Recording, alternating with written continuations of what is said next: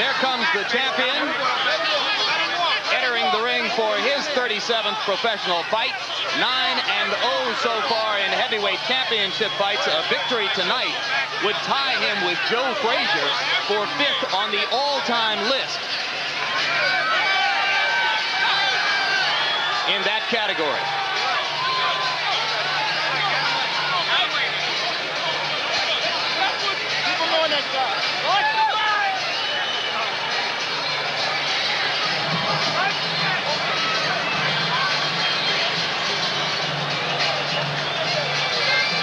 Directly in front of Tyson was Aaron Snowell.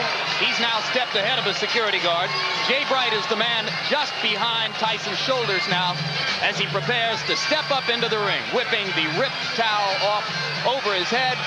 Of course, the gladiator look remains intact. Black shoes, no socks, black trunks, Mike Tyson. You know, it is a sign of the importance that boxing has to Mike Tyson, that no matter what goes on around him, he's ready to fight. As he has been 36 times with 32 knockouts so far.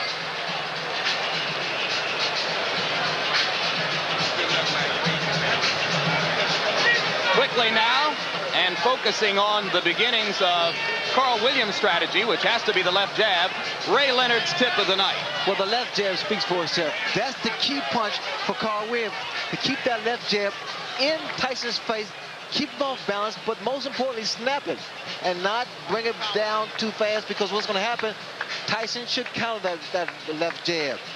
Now, once the fight becomes an inside fight, in fact, I believe that's going to be the case because Tyson's style is getting inside, their right uppercut. That punch may accommodate Tyson's style, but in doing so, Williams better keep both hands up because Tyson throws an onslaught of punches each and every time, each and every opportunity.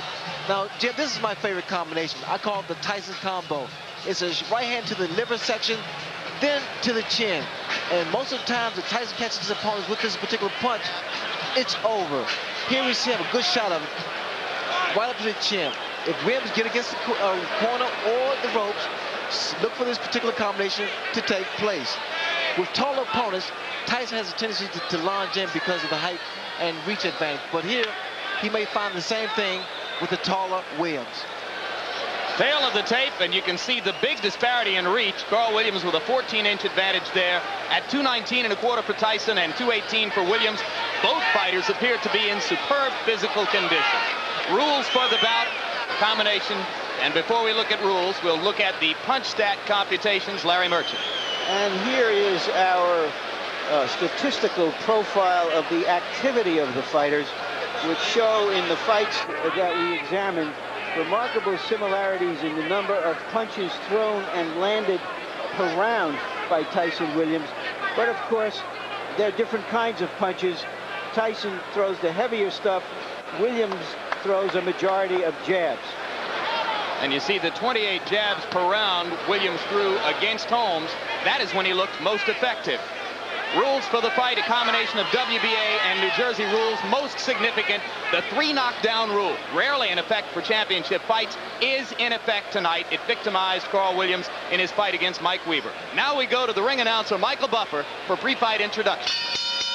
Ladies and gentlemen, good evening and welcome to Atlantic City's Convention Hall by way of Donald Trump's Trump Plaza Hotel and Casino on the boardwalk here in Atlantic City, New Jersey. Tonight, Don King Productions and the Trump Plaza present the World Heavyweight Championship. This bout is approved and sanctioned by the New Jersey State Athletic Control Board, Larry Hazard Sr., Commissioner, Deputy Commissioner Lawrence Wallace, and the Chairman is Jerry Gormley. The bout is governed by the rules and regulations of the World Boxing Association, represented by Dr. Elias Cordova and James J. Biggs. It is also sanctioned by the International Boxing Federation, President Robert W. Lee, and the World Boxing Council, President Jose Suleiman. The 3 judges selected by the New Jersey State Athletic Control Board for this bout are Rocky Castellani, Chuck Giampa, and Richard F. Murray.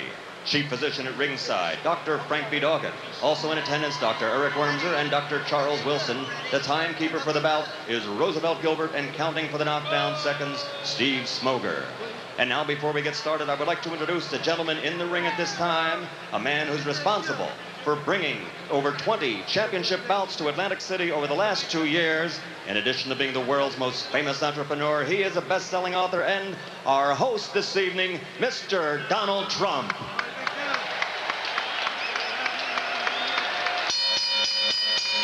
And now, ladies and gentlemen, from the Trump Plaza Hotel and Casino in Atlantic City, New Jersey, let's get ready to rumble. 12 rounds of boxing for the undisputed heavyweight championship of the world. The referee for this bout is Randy Newman. Introducing first, fighting out of the blue corner, wearing the white trunks with red trim, he weighs an even 218 pounds from Absecon, New Jersey. His professional record, 22 victories against only 2 defeats, 17 knockouts to his credit, and 14 of those 17 KOs within 5 rounds or less. Ladies and gentlemen, the #1 heavyweight challenger in the world today, Carl "The Truth" Williams.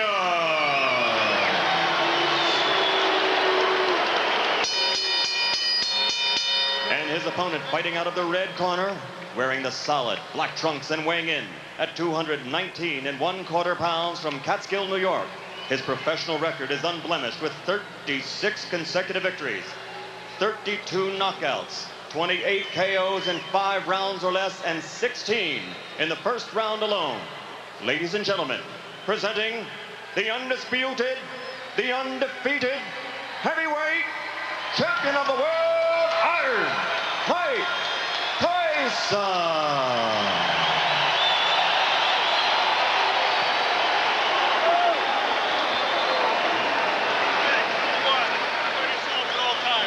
Number 2, obey my commands. I'll shake hands and come out of the bell.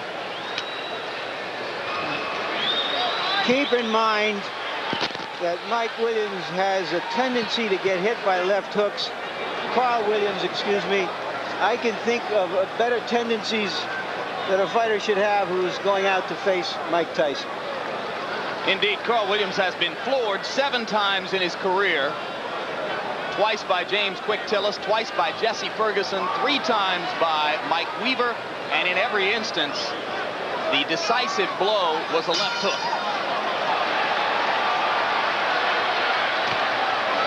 The people in Williams' corner are sincerely worried about what he does in the first 30 seconds against the Tyson onslaught.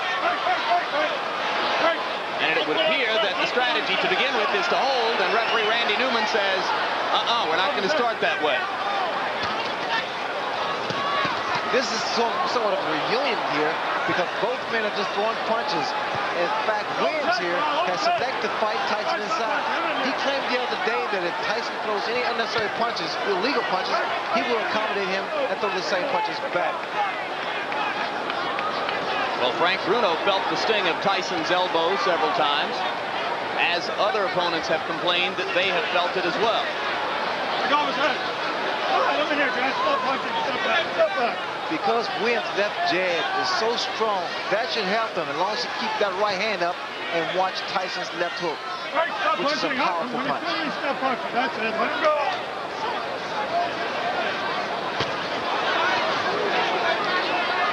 All right, that's it. I'm here. Let him go. Get back.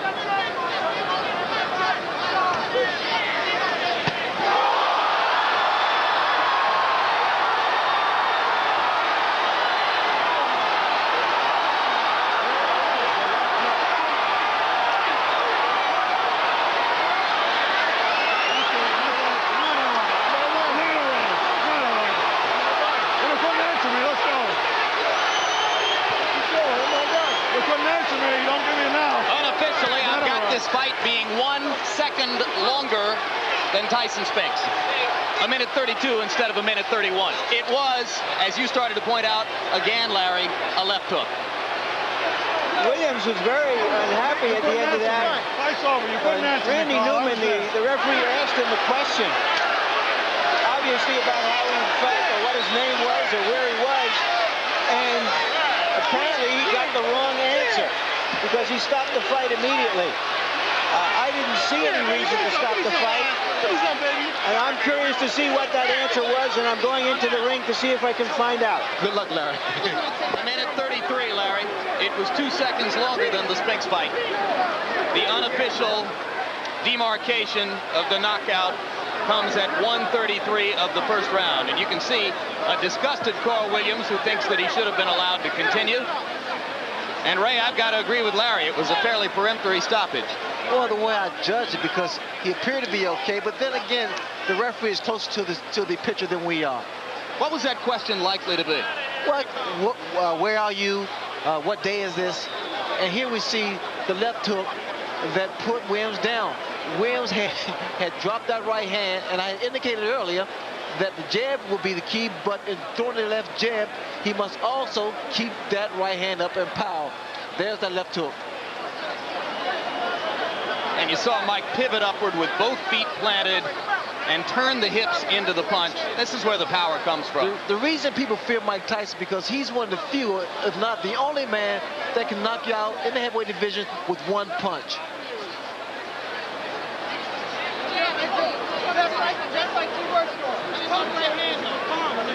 Here's another look at the devastating left hook. And what Tyson does here, he bobs and weaves, gets under that jab and counters with a beautiful left hook. Perfectly timed as Williams was dropping the right hand, just as you said he did after throwing the jab. Well, what happened for Williams is the fact that his left hand, his left jab rather, was working, and he felt very comfortable.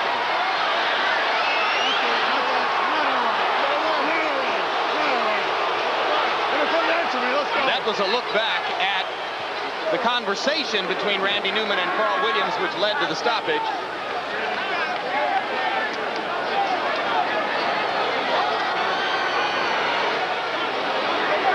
Mike Tyson, as usual, awesome.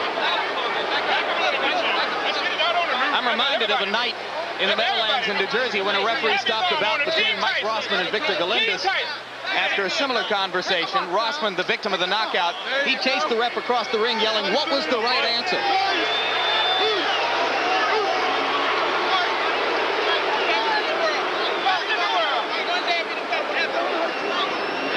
I'm with Randy Newman, the referee of the fight. Obviously, the people in and out of the ring are unhappy that the fight was stopped.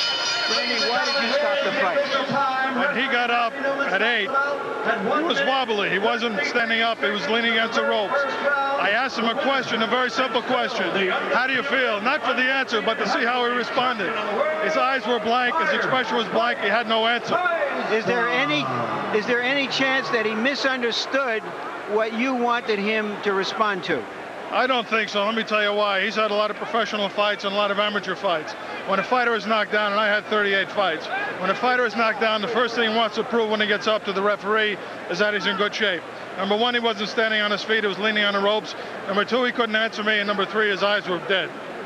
Thank you very much, Randy. And now back to ringside. All right, thanks very much, Larry, and thank you for pointing out that the crowd is booing, as there were obviously a fair number within this congregation who did not feel that the bout should have been stopped quite so quickly. Randy Newman with a decisive and clear-headed answer to the questions. He knows exactly why he did what he did. Well, Newman is a competent referee. In fact, that he must have saw something in Williams that we didn't apparently see. But from the outside looking in, it appeared that Williams got up and was able to compose himself. But then again, I think it's left up to the referee. And now we go back to Larry Merchant in the ring, I believe with the champion. Go, Larry. All right, once again, Mike, the interview has to be longer than the fight. I'm sorry about that. What happened from your point of view? Did you see him really dazed? Well, no, I noticed my trainers would tell me we were slipping and hooking. So when we slip, because usually I come in that slip and I get in there, and that's the hardest part of getting in there, and I never threw the punch. And so we're practicing like a slip. So you're in there, instantaneously, bing, throw the punch. And I did. I was successful. What? Were you surprised that he stayed on top of you as much as he did, that he didn't try to move? Oh, I loved it. I loved it. I just knew it took it just with a matter of time. I loved it. So you knew that as soon as he was doing that, that you were going to get a clean shot sooner or later. Exactly. And my punches were accurate and pinpoint. And I knew eventually I was going to get him. He has a reputation for getting hit with left hooks. Were you looking for that opening? No, I was very confident. I wanted to catch him with a good right hand. Believe my right hand is my favorite punch, but I never catch anyone with it. You know, it's my best punch, and I always hit guys with left hook. All right, we're going to try to take a look at the where's the monitor? At the monitor, if we can find it, so that we can determine what happened. Champion non-pro. All right. Okay, it was a clean left hook. Did you? I mean, you sparred with him years ago. We know that it didn't mean anything.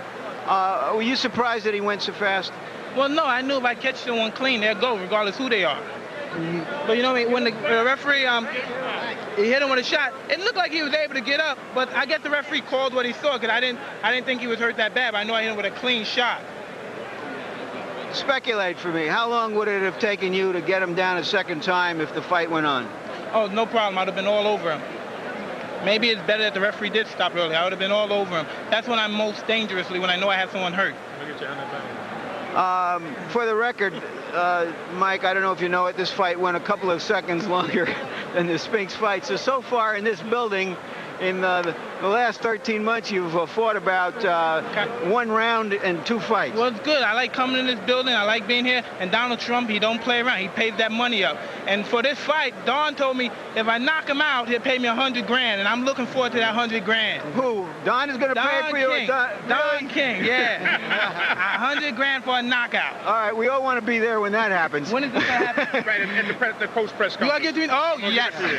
My church can use some of that money. Yes. All right. Reverend Henry J. Payton, Holy Trinity Baptist Church. No doubt. Let's talk about, all right, now let's talk. You've talked about being in control of your career. Tell us what you think is next. Who is next? Well, I'm just taking it one step at a time. I'll fight anybody, you know what I mean? I don't discriminate from anybody. I'm the best fighter in the world, and there's no man that can beat me. Does this mean that Holyfield is or is not your next opponent? Well, he's in my future, but I don't think he's in my immediate future. But come on, Holyfield, don't matter. That's kids' play. So you think that you'll fight Holyfield like early next year, and you may have 1 or 2 fights before then? Most likely, but you know what I mean? If they can discuss our things with their people, we can fight in 2 weeks, 3 weeks.